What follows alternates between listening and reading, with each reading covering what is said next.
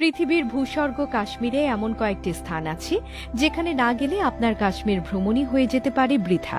সেটি কোন কোন স্থান আর কেন কাশ্মীরকে ভূস্বর্গ বলা হয়, পুরো আয়োজনে থাকছে বিস্তারিত।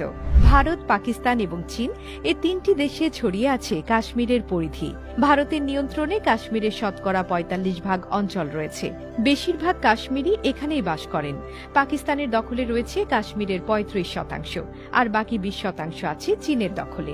তবে কাশ্মীরকে মূলত দুটি অংশে ভাগ করা হয়, একটি ভারত শাসিত জম্মু কাশ্মীর এবং অন্যটি পাকিস্তান অধিভুক্ত আজাদ কাশ্মীর। কাশ্মীরকে কেন ভূস্বর্গ বলা হয় তা গুলমার্গে গেলেই ভ্রমণকারীরা টের পান। কাশ্মীরের রাজধানী শ্রীনগর থেকে প্রায় ৫২ কিলোমিটার দূরে অবস্থিত। এই জায়গায় গেলে মনে হবে যেন সুইজারল্যান্ডের কোনো বরফে ঢাকা শহর। বলিউডের অনেক সেরা ছবির শুটিং এখানে হয়েছে। গুলমার্গ নামের অর্থ হল ফুলের উপত্যকা। এখানে বরফ গলে